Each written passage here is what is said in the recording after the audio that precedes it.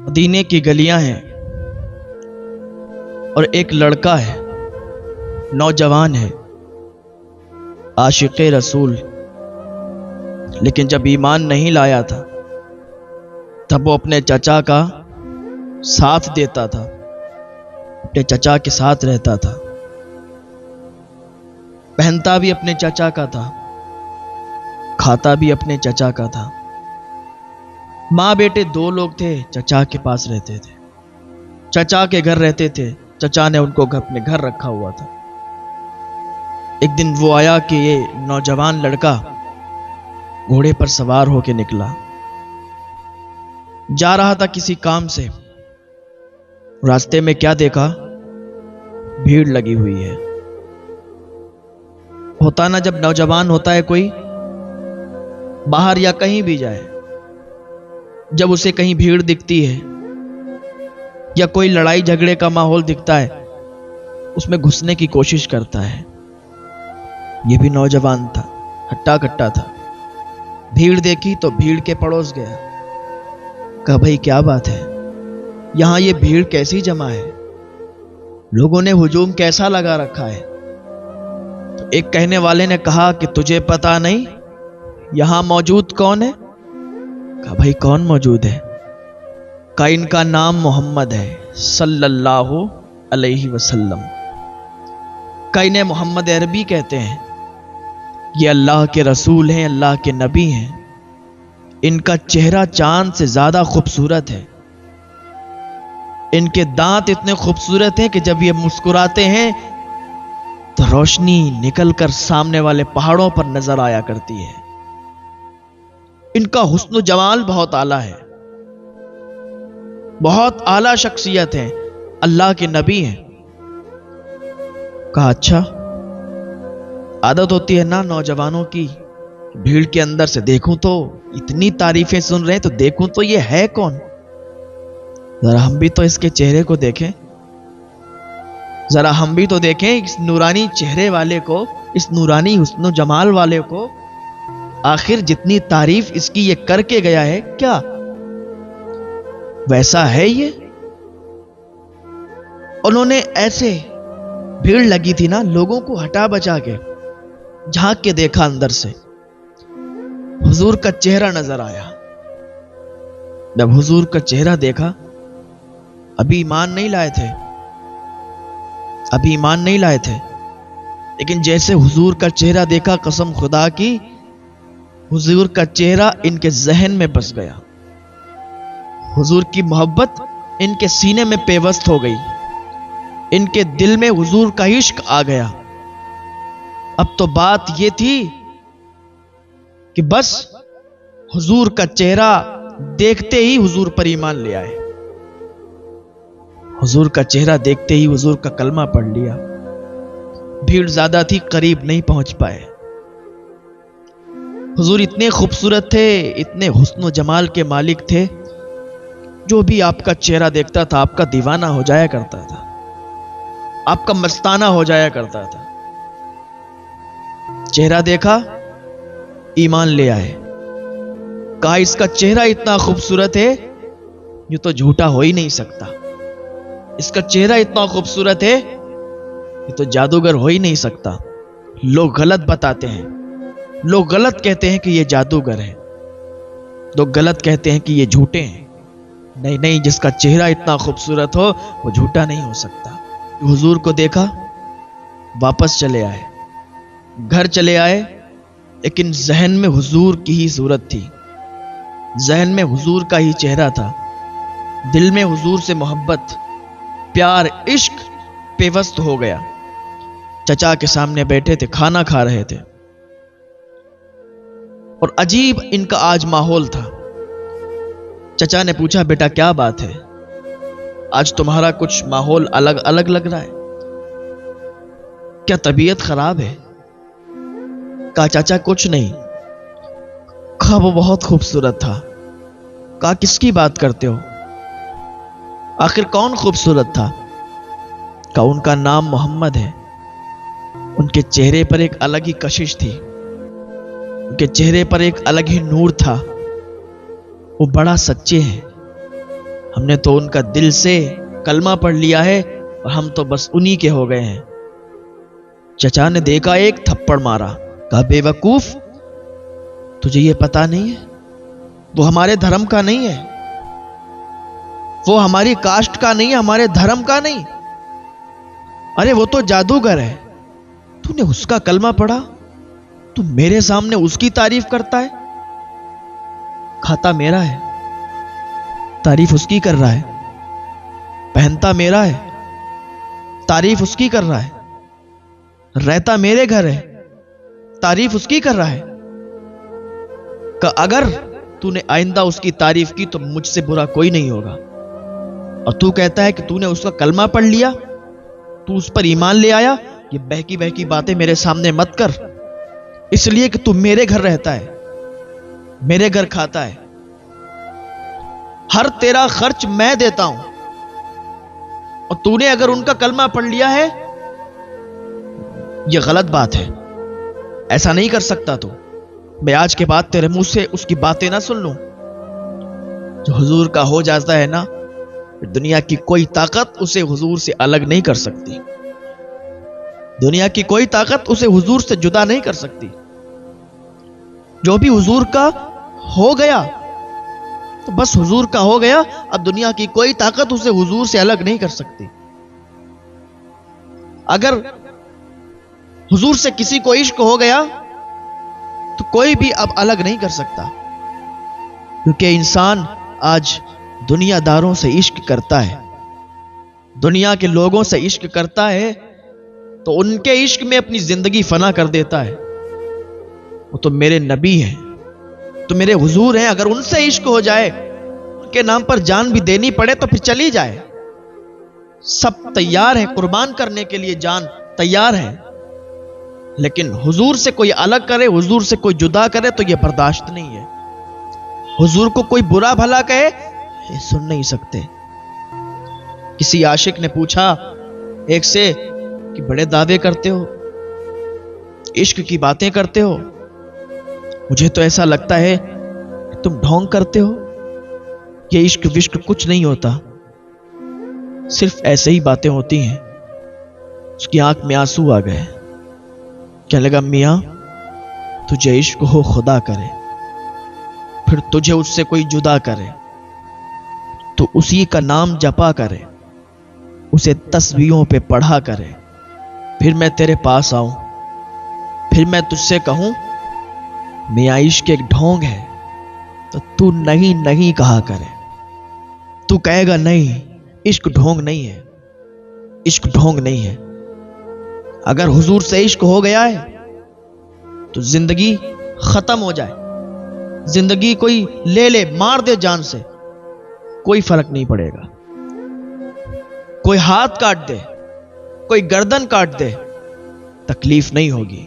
عبداللہ کہتے ہیں چچا تو نے ایک تھپڑ مارا ہے، تو اگر 1000 تھپڑ مار، مجھے جان سے مار دے، پھر بھی میں حضور کا نام نہیں چھوڑوں گا، حضور کا دین نہیں چھوڑوں گا، اس لیے کہ اب میں حضور کا دیوانہ بن چکا ہوں اور مجھے کوئی طاقت حضور سے الگ نہیں کر سکتی۔ اس کے چچا نے کہا کیسی باتیں کرتا ہے، تو پاگل ہو گیا ہے، تو نے مدینے والے کا کلمہ پڑھ لیا، لوگ اسے جادوگر کہتے ہیں، وہ جادوگر ہے۔ کہ چچا خبردار، تو مجھے برا بھلا کہہ لے، مجھے مار لے، مجھے برداشت ہے، لیکن میرے یار کے بارے میں برا مت کہے، میرے یار کے بارے میں برا مت کہو، اس لیے میں اپنا سب کچھ ان پر لٹا چکا ہوں، میں نے اپنا سب کچھ ان پر قربان کر دیا ہے، میں نے ان کا کلمہ پڑھ لیا ہے، ان کا دیوانہ ہو چکا ہوں، اب تم چاہے مجھے مارو، چاہے مجھے گھر سے نکال دو، مجھے سب قبول ہے۔ ابھی حضور کو دور سے ہی دیکھا تھا حضرت عبداللہ نے، قریب نہیں گئے تھے، حضور سے ملے بھی نہیں تھے، حضور سے بات بھی نہیں ہوئی تھی، یہ دیکھنے کا اثر تھا کہ حضور کا عاشق بنا دیتا ہے، حضور کو جو دیکھتا ہے حضور کا عاشق بن جاتا ہے۔ عبداللہ نے دور سے دیکھا تھا تو حضور کے عاشق بن گئے، کہتے ہیں اب تو بس مار بھی دو تو کوئی بات نہیں، کیونکہ جب تک بکے نہ تھے تو کوئی پوچھتا نہ تھا، اس نے مجھے خرید کے انمول کر دیا ہے۔ اس نے مجھے خرید کے انمول کر دیا ہے. یہ ناز یہ انداز ہمارے نہیں ہوتے. جھولی میں اگر ٹکڑے یا رسول اللہ تمہارے نہیں ہوتے. ہاں تو اس کے چچا نے کیا کہا؟ کہا اتنی بڑی باتیں آ گئی تجھے، ٹھیک ہے گھر سے نکال دیں گے، ہو جائے گا، روڈ پہ آ جائے گا، سر پہ چھت نہیں بچے گی، تجھے کوئی اپنے گھر میں نہیں رکھے گا، نکل جائے گا میرے گھر سے. کیا میں نے تجھے اپنے گھر سے نکال دیا؟ میرے گھر میں تیری کوئی جگہ نہیں ہے. اب میرے گھر میں تو نہیں گھس سکتا، تو نہیں آ سکتا، اس لیے کیونکہ جو محمد کے ہوتے ہیں میرے گھر میں ان کی کوئی جگہ نہیں. کہا چچا تو مجھے گھر سے نکال رہا ہے؟ کہاں نکال رہا ہوں. کہا چچا ٹھیک ہے میں گھر سے نکلنے کے لیے تیار ہوں، میں تیرے گھر سے جانے کے لیے تیار ہوں، چھوڑ دیا میں نے تیرا گھر. چچا سوچ رہا تھا کہ اگر گھر کا بہانہ دوں گا تو نہیں جائے گا، اس کا اور ہے ہی کون، اسے کھانا کون دے گا، رہنے کے لیے جگہ کون دے گا. لیکن اسے پتا نہیں تھا کہ جس کا کلمہ پڑھا ہے وہ رحمت للعالمین بن کے آئے ہیں. جس کا اس نے کلمہ پڑھا ہے وہ غریبوں کے مسیحا بن کے آئے ہیں. جن کے آنے کی بشارتیں حضرت عیسیٰ نے دی ہیں، حضرت ابراہیم نے دی ہیں، حضرت موسیٰ کلیم اللہ نے دی ہیں. حضرت عیسیٰ علیہ السلام فرماتے ہیں اپنی قوم سے کہ اے میری قوم کے لوگوں، میں بنی اسرائیل کی اس بلند آواز کی طرح ہوں جو آخری نبی سے پہلے آ گیا ہوں، تاکہ تمہیں بتاؤں، تمہیں سمجھاؤں کہ آنے والا نبی بڑی شان والا ہے، آنے والا نبی بڑی عظمتوں والا ہے، آنے والا نبی بڑی برکتوں والا ہے. ہاں تو اس نبی کا کلمہ عبداللہ نے پڑھا. کہا چچا تیرا گھر میں نے چھوڑ دیا. کہا ٹھیک ہے چلا جا، نکل جا. جب عبداللہ چلنے لگے اس کا چچا کہنے لگا رک جا، یہ جو تو کپڑے پہنے ہیں نا میرے دیے ہوئے ہیں، کپڑے بھی اتار کے جا. عبداللہ نے کپڑے بھی اتار دیے، تن پہ کوئی کپڑا نہیں بچا. کس کے لیے؟ حضور کے لیے.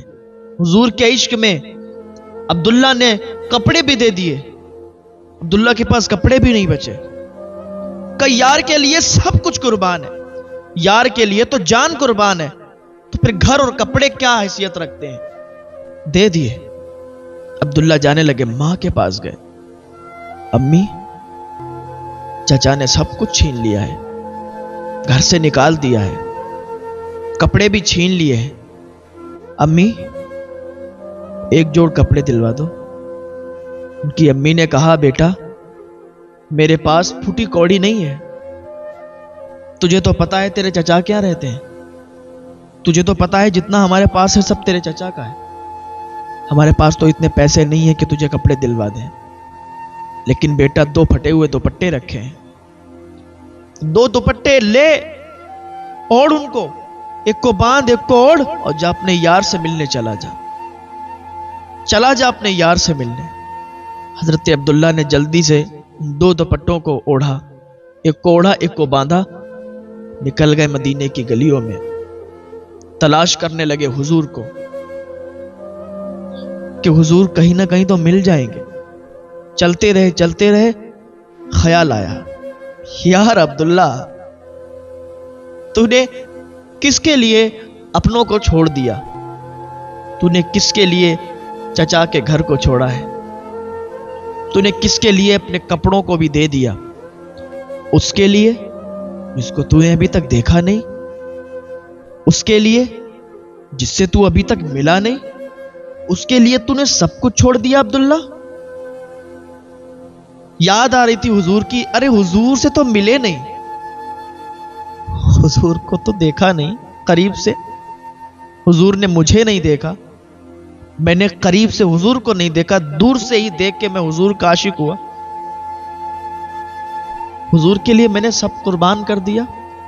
اب اگر حضور کے پاس جائیں گے، پہلی بات تو پتہ نہیں وہ ملیں گے بھی یا نہیں ملیں گے، اور اگر مل بھی گئے تو کے پاس جائیں گے اور انہیں مجھے پہچاننے سے انکار کر دیا تو پھر کیا کریں گے؟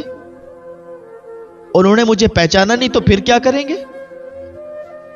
لیکن سوچا یار کوئی بات نہیں، وہ میرا یار ہے، ان پر میری جان قربان ہے۔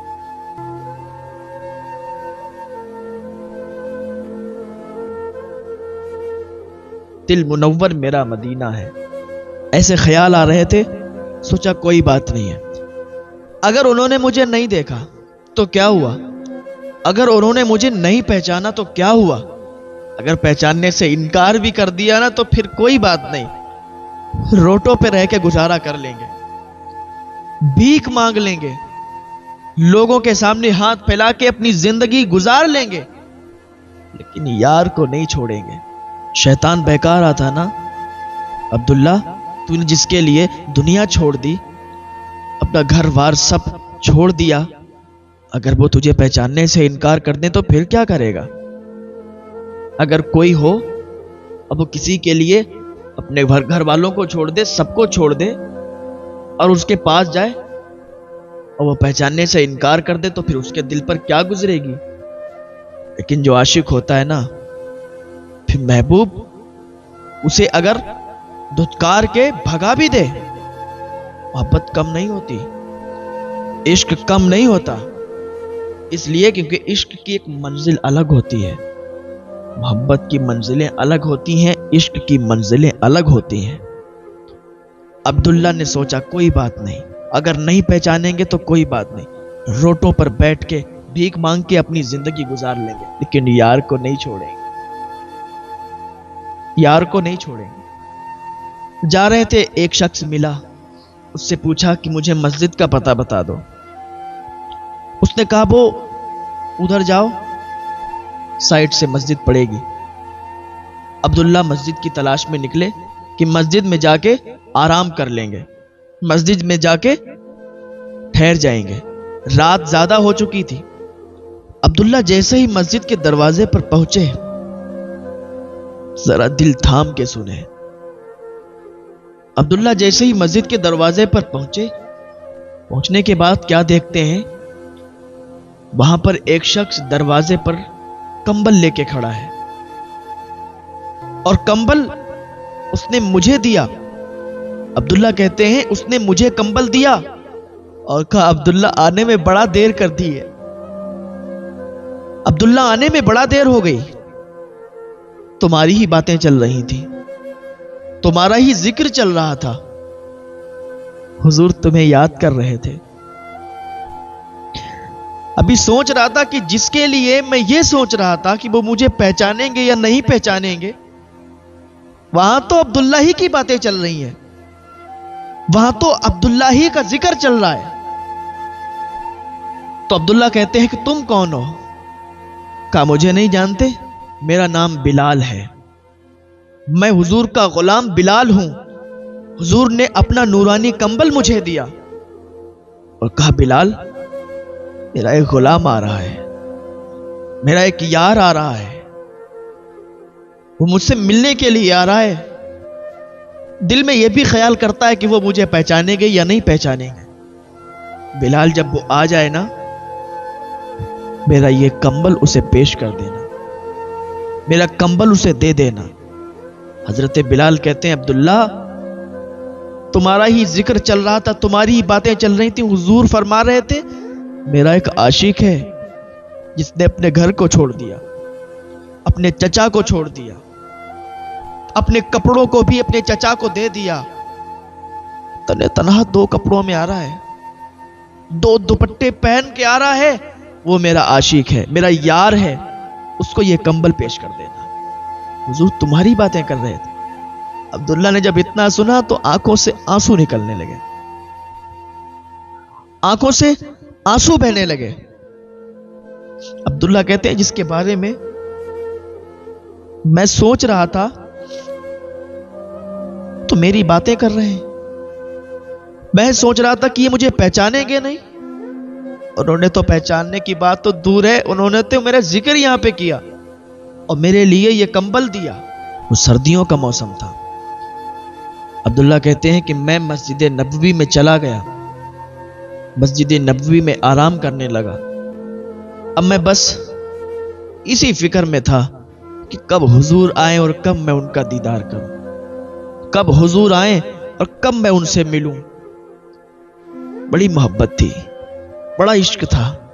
اللہ تعالیٰ ایسا عشق، ایسی محبت ہم سب کو بھی حضور سے کرنے کی توفیق عطا فرما دے۔